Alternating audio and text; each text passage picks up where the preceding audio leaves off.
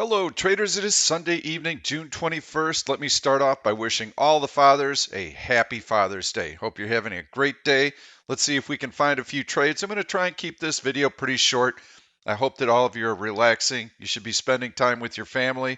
We've got a little bit of weakness coming up on the market Monday morning. Right now, the S&P 500 is down about 17 points in after hours trading, so that bodes for a weak opening Monday morning. So let's take a look at the price action and see what we've got working in our favor. I'm still bullish on the market. Technically, we don't have a market breakdown right now. The price action the last few days has been pretty weak. You can see how we had this gap up. That was the price action on Monday. We tested the 200-day moving average, almost got down to the 100-day moving average. Tuesday, we gapped higher, and since then, we've been giving back those gains, and we're filling in some of this gap right here. So I'm not real bearish on the market. I wish the price action were a little bit better. We had news that the Fed was going to start buying corporate bonds. That's good news because they keep printing money, injecting liquidity into the stock market. We also had news that there is a $1 trillion infrastructure bill that President Trump's going to be signing, or that it's been initiated and planned. So right now it's got to go through Congress. Congress also has a $1 trillion stimulus plan. The bottom line is that if the economy struggles and people are not embracing the recovery, they're still fearful of the coronavirus spread, that the Fed and the government are going to step in with loose monetary policies and with fiscal stimulus. So asset managers are still buying, they're still engaged in the market.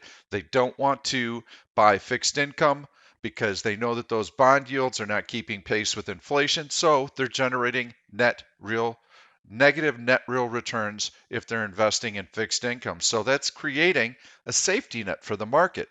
So I believe that we're going to see some sideways price action. We've got earnings season coming up in about 3 weeks or so. We are going to have some index rebalancing in the next couple of weeks. We got through quadruple witching. Let's take a look at the price action on Friday. We had a gap higher right here, and you can see how we had steady price action on the downside. Now, this is pretty typical. A lot of trading programs kick in on quadruple witching if there is good momentum. If we would have seen choppy back and forth action, we probably would have had a relatively quiet day. But once that momentum set in, it was pretty much foregone conclusion that we were going to see a bearish trend day. I mentioned that in my video on Friday, and certainly we closed near the low of the day. So I didn't particularly like this price action. We'll go back to that daily chart and I'll show you the key. This uptrend line is our first line of support, and it should come into play somewhere around SPY 305 right now. That 300 level is the 200-day moving average. Very, very important. The line in the sand is SPY 295. You can see that that was a horizontal resistance level. Now it's a horizontal support level. The 100-day moving average comes into play there.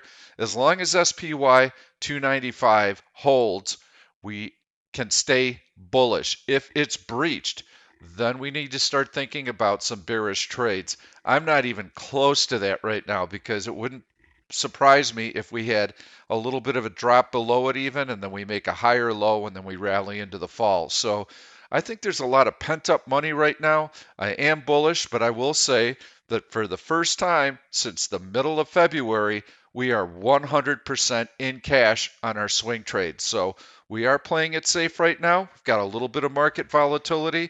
I believe the market's going to go sideways. It's going to try and get some clarity during Q2 earnings season. We'll see how the earnings play out. I think stock valuations are a little bit ahead of themselves right now because we've got a really weak quarter to get through.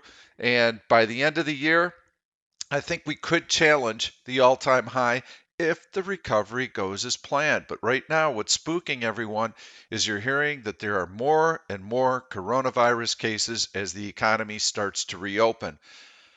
What they don't mention is that the percentage is staying the same. What's happening is we're having lots of people tested for coronavirus, so the percentage of coronavirus cases is not increasing.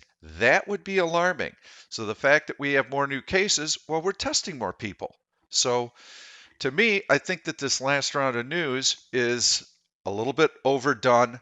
Yes, the market's a little bit rich. We're going to see some sideways price action. We had this breakout above the upper end of the trading channel. I had mentioned to you in here bullish sentiment had not seen these lofty levels in 2 decades, so we were due for a correction. Boom. Happened right away. We've established support. We tested one, two, three times. We tested that 200-day moving average. We've been above it for 4 days right now. That confirms that support. It's going to strengthen it every day that we're above it. So I believe we start going sideways for a bit. The market's got to grow into its current valuation. So what does that mean, Pete? How the heck do I make money given the scenario that you've just painted? Well, there's a safety net. Asset managers are going to buy deep dips, so I don't think that we need to worry about a catastrophic market decline. We have option implied volatilities that are still relatively elevated. I can put up the VXX and you'll see that based on where they were earlier in the year, this is where they were in February. You can see that they spiked up and they've pulled back, but certainly not back to the lows that we've seen. So they're relatively elevated to me, and that suggests that we should be premium sellers and that we should be selling out of the money bullish put spreads because the SPY is still above that critical 295 level and it's above that critical 300 level that was tested 3 times in the last week. So, how do we find these stocks?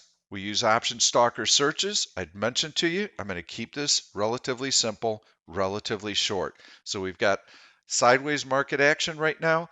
I think that if you do take bullish trades, you have to do so on a market pullback. You have to stick with stocks that have relative strength. As long as you do that, I believe that these technical support levels will hold and that while you're buying these pullbacks on these really strong stocks, eventually the market will find its footing. Those stocks will rally. You'll be able to make a really nice gain on those trades. So I'm going to go into Pop Bull and Pop Plus Bull. Well, what the heck does that mean? Pop Bull searches for, it has a number of different variables and criteria, but it's looking for relative strength, it's looking for heavy volume, it's looking for horizontal breakouts. There are a bunch of variables that go into this search. And if you look at Friday, we only had 2 candidates because the market pulled back the entire day. So we weren't going to see a lot of stocks on this search. But here's one that I like. It's TME. And we'll go into the stock ER screen and you can see it's Tencent Music and Entertainment Group. And they are a Chinese music platform. So you can see the option liquidity is at 6, pretty decent. So I like the fact that this stock has compressed right in here. I like the fact that it's been able to hold the 200-day moving average. I like the fact that it had very heavy volume on Friday and that it was able to hold the gains for the day and that it was able to hold that breakout. So it closed at 1358. I think this is the type of stock that you can take a long position in. If we get a little bit of a pullback on Monday, I think that this is going to be very, very nice. Your stop on this would be that $13 price level. You want to see this breakout maintained. And as long as the stock is able to maintain that breakout, you want to be long the stock. So you might be able to buy it on a pullback for 13.20 or so on Monday. I think you want to own the stock. Depends on how aggressive you want to be with your target, but you certainly might want to take profits somewhere around the $14 level, which is where it was on Friday. So if you buy it at 13 and a quarter, you sell it at $14, you make a nice little swing trade. You might have to hold it overnight for a day or two. I think this is a time to be relatively cautious and to take profits when they present themselves. So I think TME sets up well. And as I go into Pop Plus Bull, we will see many more candidates. Well, hey, Pete, what's the difference between Pop Bull and Pop Plus Bull? Oftentimes when we run a search, we see a stock. It looks really, really good, but for whatever reason, we just don't feel comfortable taking a position in it. But it doesn't mean that the selection or the candidate is not valid. So it disappears. It's gone. Pop plus Bull means that it was on the Pop Bull list the day before. And so when I look at Pop plus Bull, I want to see stocks that are up on the day. So it was on the list Thursday. Friday, the stock was actually above the prior day's close, so it still has strength, and this is my second chance to take a bite of the apple. After this, it's gone. So I do pay attention to this search, and there are a number of stocks on here that look really good. So I'm going to go through some of the gainers. BZUN is one that caught my eye. BZUN. I like this breakout here through this horizontal resistance level. You can see it right there, which is at about 36.90, and you can see how the stock closed on its high on that long green candle above the 200-day moving average, above this tiny compression right here. The next day it put in a doji, so it had to digest those gains. It had to consolidate those gains. And on a weekday, Friday, you can see how it gapped higher and it closed near the high end of its range. And you can see that it had good volume. I really like this pick. You can buy the stock if you'd want, but I've got an option strategy that I'd like to show you. Relatively simple. I'm going to go into option pricing, and for those of you who do end of day analysis, these are all end of day prices that are updated here. And I'm going to go down to the $35 strike price, and you can see that those $35 puts are bid at 65 cents, offered at 95 cents. This was the closing market on Friday. So what I'd like to do is I'd like to be able to sell these puts. This is July expiry. They only have monthly options. They don't have weekly options on BZUN. And I would like to be able to get at least 70 cents for this. Now, you don't have to go and bang this thing out Monday morning, especially if we have a weak market opening. But if you can get better than 70 cents for these $35 puts, these expire in July, so you're going to have the position on for 4 weeks. And if we're able to do this, we're going to be able to generate a 10% return on that investment. Well, how do you calculate that? If I sell a naked put with the $35 strike price, I've got to put up 20% of the strike price, which is going to be roughly $7. If I bring in 70 cents, 70 cents divided by $7 is 10%. So let's take a look at that chart again and see if we would like to buy this stock at $35. So how does $35 set up? Well, $35 happens to be the 200-day moving average. $35 also happens to be that horizontal breakout right here. Both should lend support. You can see the strength. If you ask me, how do I think the stock's going to finish next week? I think it's going to finish higher. I love this breakout, but we're going to play it safe because we don't know what the market's going to throw at us this week. We could see a little additional selling, so let's play it safe. A 10% return in a month, that's 120% annualized. Holy cow, that's a really nice trade. And it's relatively conservative because you can see the stock closed at $40.52. So it can pull back more than 10%. The price of the stock can pull back more than 10%, and we would still preserve our 10% profit on that trade. Now, you only would want to do this trade if you would like to buy BZUN at $35. Because if you have that mentality and you're willing to buy the stock at $35, this trade makes sense. You'd have it on for 4 weeks. If we get assigned at $35 on that short put, we'll take the stock. I'll buy it there. My gosh, if you ask me tomorrow, hey Pete, if I gave you a chance to buy BZUN at $35, would you do it? Oh, yeah, I think it's going to continue to grind higher. So, yes, I absolutely would. If you have that mentality and you feel the same way about the stock that I do, this is a really solid trade. Now, I'll tell you what else I noticed in some of these searches is as I went down the list, there's TME again. So BZUN is a Chinese company. We'll go into stock EUR, or excuse me, stock ER, and we'll check out the company and what they do. You can see they're Chinese based. And you'll also see another stock, BILI. And so this is a beautiful compression right in here. You can see this upward sloping trend line right in here. Beautiful compression, long candle, closes on its high, big volume in here. And this stock continues to move higher. Do I like it? Yes, I probably would be more inclined to day trade this one, but it's got a full head of steam. What is the common theme? So out of these top stocks right here on Pop Plus Bull, Chinese stock, Chinese stock, Chinese stock. So as I start to think about that, well, wait a minute. China's economy has reopened in April.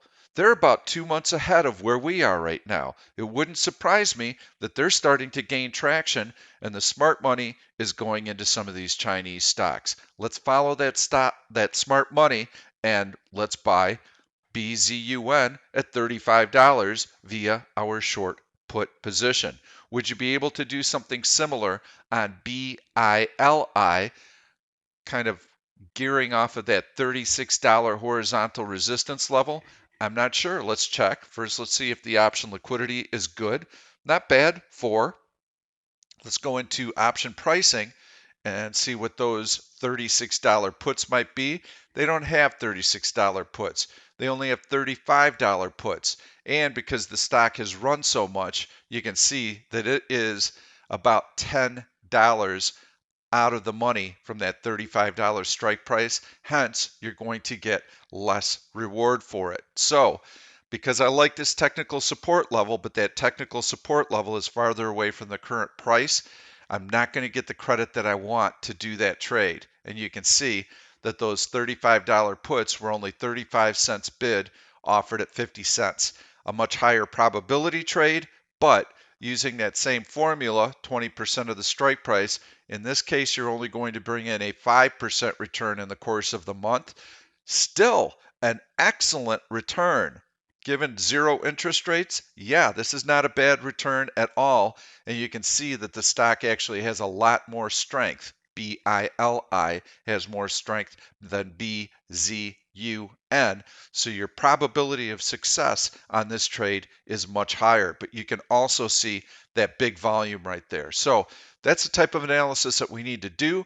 Market first, market first, market first. What do I think the market's going to do? I think it's going to hold those major technical support levels. We've been able to close above SPY 300 this week. We tested it 3 times. That support level should hold. I think the market goes sideways. As it's going sideways, we can find stocks with relative strength. We can distance ourselves from the action by selling out of the money naked puts with the intent of buying the stock, and we can generate nice income from it.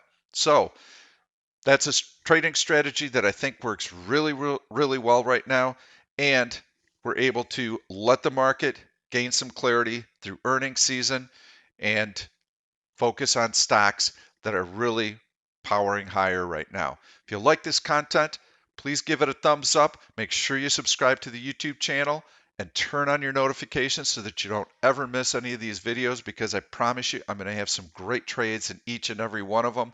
Plus, I'm going to provide you with lots of education on how to trade just like I did tonight. Again, happy Father's Day to everyone. We'll see you in the morning.